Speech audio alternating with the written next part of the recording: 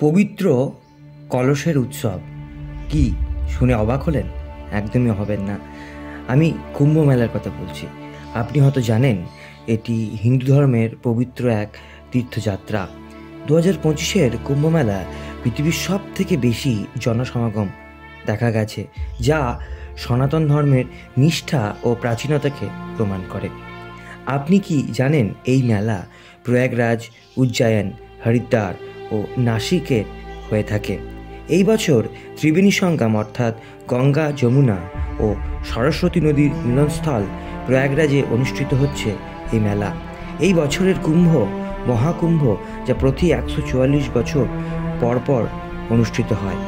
এই মেলা ইউনেস্কো দ্বারা স্বীকৃত এবং 2019 সালের প্রয়াগরাজে যে কুম্ভ মেলা অনুষ্ঠিত হয়েছিল, ভারত সরকার তার উদ্দেশ্যে একটি ডাক টিকিটের সূচনা করেছিলেন। এই কুম্ভ মেলার মহাকুম্ভ মেলার আয়োজন আমরা দেখছি।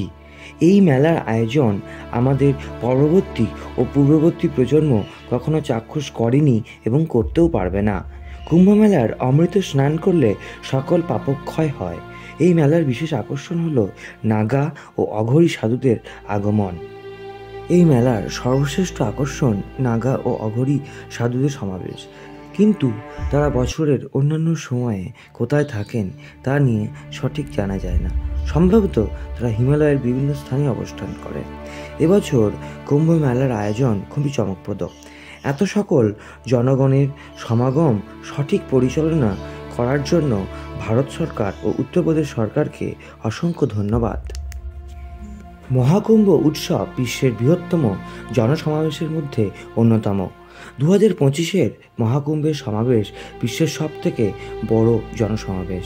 1870 সালে ব্রিটিশ তত্ত্বাবধানে প্রথম কুম্ভ মেলার আয়োজন করা হয়, কিন্তু অনেকে মনে করে কুম্ভ মেলার থেকেও প্রাচীন। মহাভারতে অতীতের ভুল ও অপরাধের জন্য প্রায়শ্চিত্তের উপায় হিসেবে প্রয়াগের স্নান তীর্থযাত্রার কথা বলা হয়েছে। চীনা পরিব্রাজক হিউয়েনসাং তার বিভিন্ন গ্রন্থে রাজা হর্ষ ও তার রাজধানী প্রয়াগের উল্লেখ করেছেন।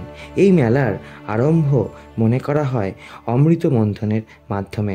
অমৃত মন্থন থেকে যে অমৃত নিঃসৃত হয়েছিল, সেই অমৃত যখন দেবতা বিষ্ণু মোহিনী রূপে নিয়ে যান, তখন সেখান থেকে 4টি ফোঁটা ভারতের বিভিন্ন স্থানে পড়েছিল। সেই 4টি স্থানই হলো প্রয়াগরাজ, উজ্জয়ন, হরিদ্বার ও নাসিক। এই 4 স্থানে কুম্ভ মেলা অনুষ্ঠিত হয়। প্রতি 3 বছর অন্তর কুম্ভ, 6 বছর অন্তর অর্ধকুম্ভ, 12 বছর অন্তর পূর্ণকুম্ভ ও 140 বছর অন্তর মহাকুম্ভ মেলা অনুষ্ঠিত হয়। আমাদের এই ছোট্ট প্রতিবেদন যদি আপনার ভালো লেগে থাকে, তাহলে আমাদের চ্যানেলটিকে সাবস্ক্রাইব করুন, আমাদের পাশে থাকুন।